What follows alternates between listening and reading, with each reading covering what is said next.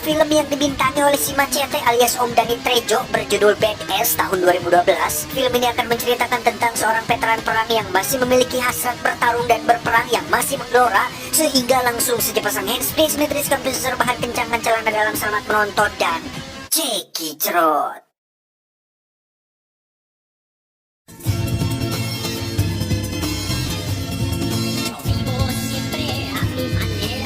Kisah akan berfokus pada seorang veteran perang Vietnam bernama Frank Tega. Sama seperti saya, Frank lahir dari keluarga yang kekurangan uang dan makanan, atau yang dalam bahasa umum dan familiarnya disebut dengan miskin. Tidak ada yang spesial dalam hidupnya terkecuali seorang tambatan hati ketika masih muda, di mana kisah asmara Frank harus tertunda ketika dirinya bergabung dengan militer dan ditugaskan perang ke Vietnam, yang ketika dia kembali, sang kekasih sudah memiliki anak dari pria lain alias ditinggal menikah, sehingga Frank yang tidak punya tujuan lain pun menghabiskan sisa hidupnya dengan berjualan hotdog sampai dia tua seperti sekarang. I had to create an opportunity for myself. Thank you, sir. I appreciate your Life business. somehow slipped away from me.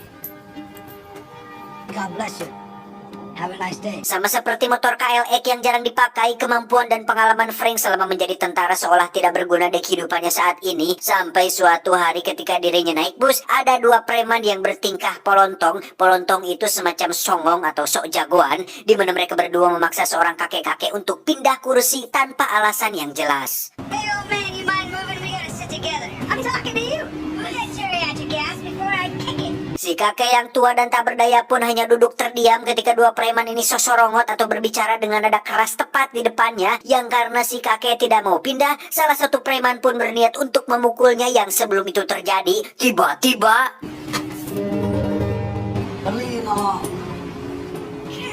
ya, Frank pun menahan pukulannya dan mengatakan untuk jangan membuat keributan di depan umum, yang karena tidak terima ditegur oleh seorang pria parubaya, kedua preman itu pun mendekatinya dan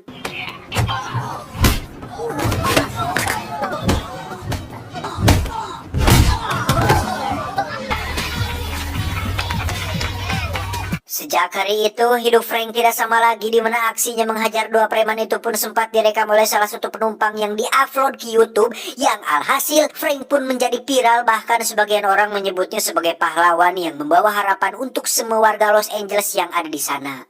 Miller, Siegel, come over here. Come take a look at this. It's like I'm this famous guy or something. All of a sudden, people started caring about me. Tak hanya terkenal di lingkungannya, Frank bahkan diundang ke sebuah acara televisi ditemani sang bunda yang sangat disayanginya. Namun beberapa bulan setelah kejadian tersebut, sang ibu pun berpulang ke rahmatullah akibat penyakit yang dideritanya. Meski ibunya sudah tiada, Frank tidak pernah merasa sendirian berkat beberapa teman yang selalu mensupportnya. Salah satunya adalah seorang petugas polisi setempat bernama Malak, ini babangusnya, yang memberikan sebuah titipan dari anak-anak sablon di komplek ini berupa kaos bergambar wajah Frank yang dulu pernah menjadi seorang Machete alias si golok. Badass. Tak hanya Malak, Frank juga memiliki teman setia sesama mantan tentara bernama Klondike. Ini beliaunya, di mana Klondike ini membantu Frank pindahan ke rumah ibunya di komplek ini, yang ketika sedang minum bersama, Klondike menitipkan sebuah flash disk untuk Frank simpan di dalam kotak deposit ibunya. In your mama's safe deposit box, please. Got it. You're a damn good friend. I mean that. Klondike. Dalam kondisi setengah mabuk, Klondike pun izin pulang karena ada jadwal pengajian yang harus dia hadiri. Di mana saat Klondike berjalan sendirian di jalan yang sepi, tiba-tiba muncul dua orang yang sepertinya dari kelompok gangster dan kenal baik dengan si Klondike ini. Forgot to tell you, man. Look here. The ringers turned off. What can I tell you? Entah apa yang sebenarnya sudah terjadi, tapi Klondike nampak memiliki sesuatu yang bos mereka inginkan, yang ketika Klondike menolak untuk memberikannya, mereka berdua pun langsung menyerangnya, tapi harus ngejongkeng tidak berdaya oleh hanya seorang kakek-kakek tua ini. Dan tiba-tiba ya, Klondike pun ditembak tepat di dadanya sehingga beliau harus tewas saat itu juga tanpa mendapat pertolongan dari siapapun. Keesokan harinya, Frank melihat Klondike untuk terakhir kalinya, di mana polisi yang menangani kasus ini pun berjanji akan secepatnya menangkap para pelaku dan memberikan hukuman yang setimpal atas perbuatannya. You're gonna get those scumbags, aren't you? We're gonna do our best. Pulang dari kantor polisi, Frank pun mampir dulu ke Samsul Mart untuk membeli sebotol minuman, di mana Frank yang tidak membawa uang cukup pun meminta sang kasir untuk kasbon dulu. Tetapi karena ini bukan warung teh Yuli, si mas kasir pun tidak bisa memberikan botol minuman tersebut. I'm not hardworking. I can't begin to stop playing. Tak lama muncullah sekelompok penjahat yang datang untuk merampok minimarket tersebut, di mana Frank yang ditodongkan senjata sambil diancam untuk jangan ikut campur pun tiba-tiba ingin bertindak dan... Hey, why don't you guys just leave?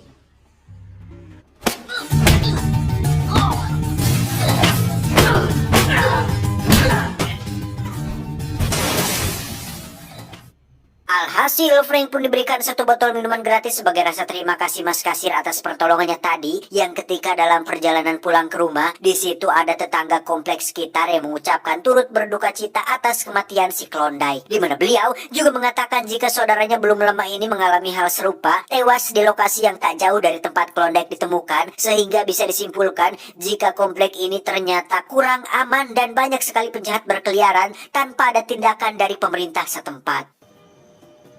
God bless you, Mr. Vega. Justin was violently beaten and then stabbed to death late last night after he... Saat sedang minum di depan rumah, ada seorang anak tetangga bernama Martin yang mengajak Frank berbincang. Namun tak lama muncul pacar ibunya si Martin yang menyuruhnya untuk masuk dan menunjukkan sikap kurang ramah kepada si Frank. Keesokan harinya, Frank mendatangi kantor polisi untuk menemui petugas yang menangani kasus kematian si Klondike, di mana beliau ternyata masih belum menemukan petunjuk tentang siapa pelaku yang telah membunuh temannya tersebut. Let us do our job, okay? Now, if you excuse me, I have work to get back to. Penasaran dengan apa saja tugas polisi, Frank pun berinisiatif untuk mengikutinya ke ruang belakang yang setelah dilihat ternyata beliau dan teman-temannya sedang berbincang santai sambil bermain-main, yang hal tersebut tentu saja membuat Frank menjadi kecewa, yang alhasil Frank pun memutuskan untuk bertindak sendiri dengan mencari sendiri pelakunya dengan caranya sendiri.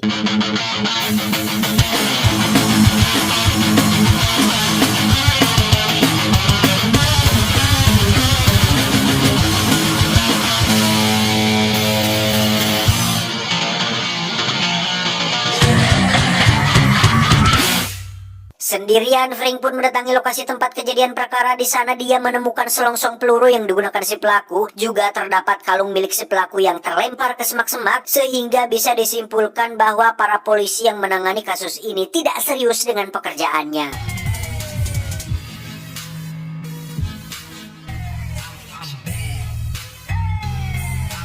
Frank pun mendatangi sebuah toko senjata ilegal untuk menanyakan tentang peluru tersebut juga dengan kalung yang ditemukannya, di mana saat melihat foto pada kalungnya, si penjaga mengatakan jika dia mengenal wanita tersebut. Dia dan suaminya tinggal beberapa blok dari toko ini, sehingga Frank langsung meluncur ke sana untuk memeriksanya. I was gonna say, it kind of looks like this girl goes to our church. Be careful, a lot of fucking kids out there.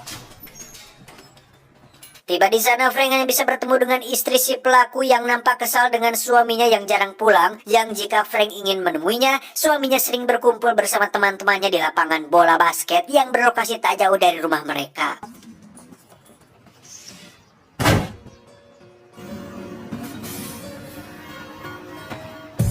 Tiba di lapangan bola basket, Frank lagi-lagi harus dihadapkan pada situasi yang memicunya untuk melakukan kekerasan, di mana para pemuda tersebut pun bertindak tidak ramah ketika Frank menanyakan seseorang bernama Terence, yakni suami si wanita tadi alias nama si pelaku yang sedang dia cari, sehingga ketika kata-kata tidak bisa mendapatkan sebuah jawaban, maka kekerasanlah yang jadi solusinya.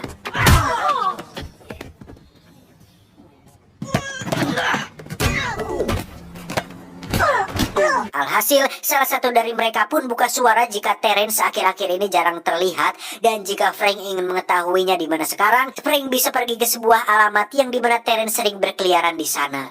Ollie.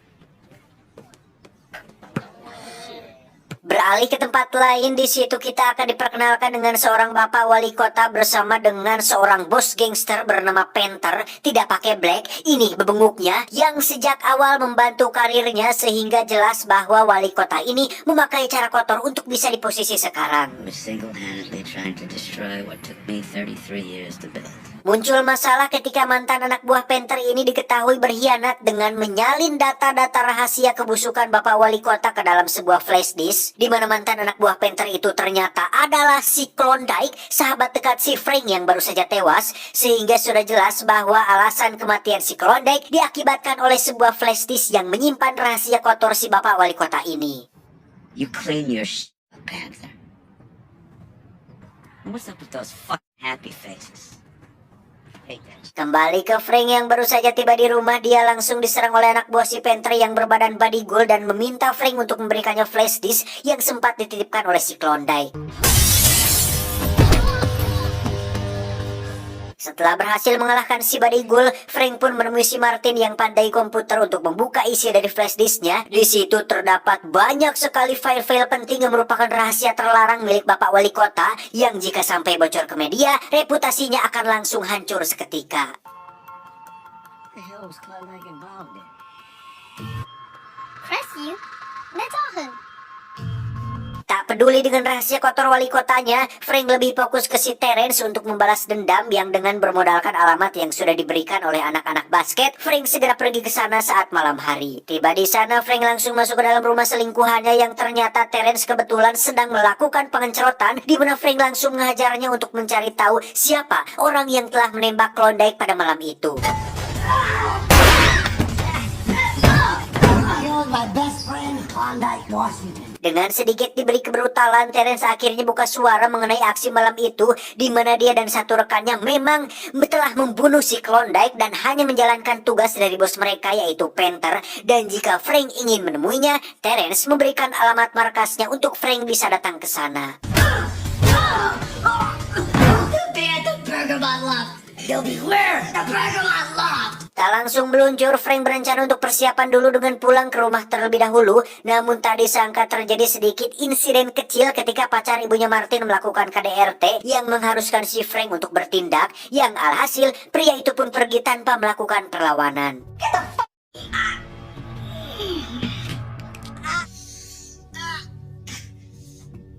Sebagai rasa terima kasih, ibunya Martin yang bernama Amber ini pun mengajaknya untuk makan sore bersama. Yang karena tidak ingin menolak rezeki dan ingin mengambil kesempatan untuk bisa dekat dengan Harim, Frank pun menunda rencananya mendatangi Panther dan justru malah sibuk dandan untuk makan sore di rumah Amber.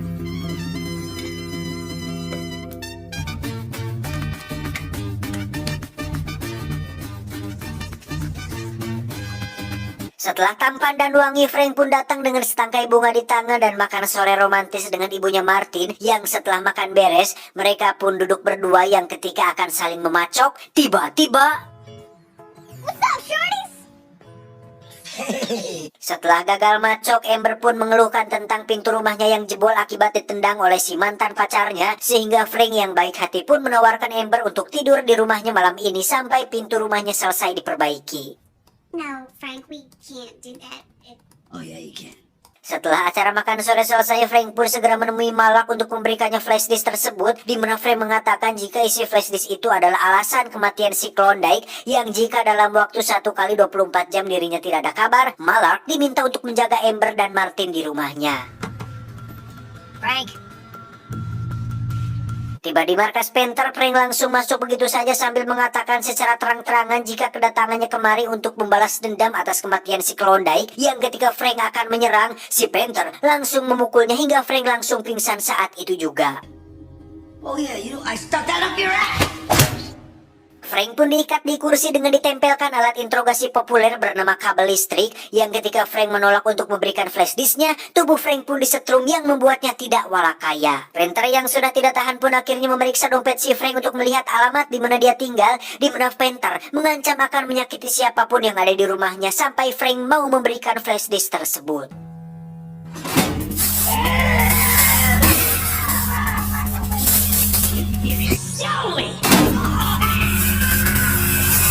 Continue on without me.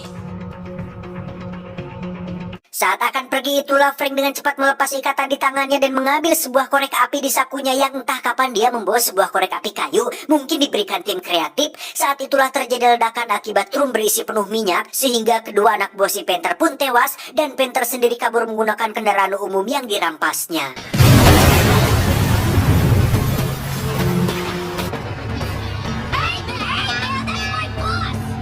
Frank pun meminjam bus yang sama seperti yang dipakai oleh Panther, di mana mereka berdua terlibat kejar-kejaran di jalan raya yang membuat fasilitas umum menjadi rusak parah. Yang ketika Frank berhasil dikelabui, busnya pun terguling sementara Panther berhasil lolos. Tapi tiba-tiba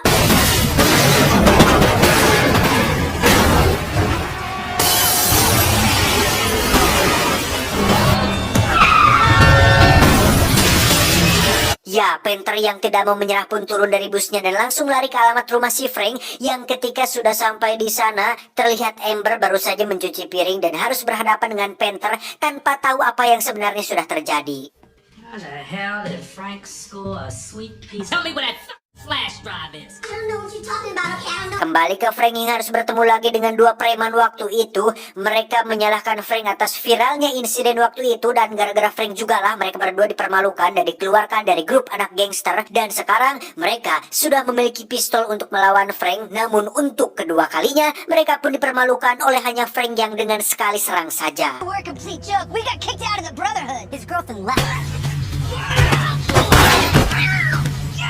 Sementara itu Amber masih ucingan dengan si Panther yang kesulitan menangkapnya, di mana saat nyawanya terancam, Frank pun datang dan langsung menghajar si Panther saat itu juga. Terjadi perkelahian yang tidak terlalu seru di antara mereka berdua, di mana aksi tersebut disaksikan langsung oleh para tetangga dan orang yang liwat, sehingga kemenangan Frank pun berhasil diabadikan oleh mereka dan namanya akan viral untuk kedua kalinya.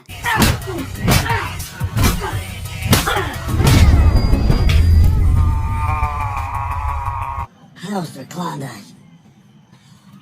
Berkat bantuan Malak, Bapak Wali Kota pun berhasil ditangkap polisi atas kasus-kasus sadis yang dia lakukan sebelum jadi wali kota, di mana Frank sendiri kini bahagia bersama keluarga barunya, yaitu Martin dan Amber kekasih barunya. I think it's better if you trim that down. Tamat, ending yang cukup membagongkan. Pesan yang bisa kita ambil dari sosok Frank adalah jangan pernah meremehkan orang lain, karena kita belum tentu lebih baik dari orang yang kita remehkan. Hanya karena Anda lebih baik dalam beberapa hal, bukan berarti Anda boleh merendahkan orang lain, karena kekalahan adalah milik mereka yang ceroboh dan kehancuran adalah milik mereka yang suka meremehkan orang lain. Ingat, satu kerikil dapat menyebabkan longsoran salju jika menghantam tempat yang tepat. Itu. Saya John, mewakili deteksi yang bertugas mengucapkan terima kasih dan sampai jumpa di video selanjutnya. Adios. Upil kering, ikan mujair. Cuau, cuau, cuau.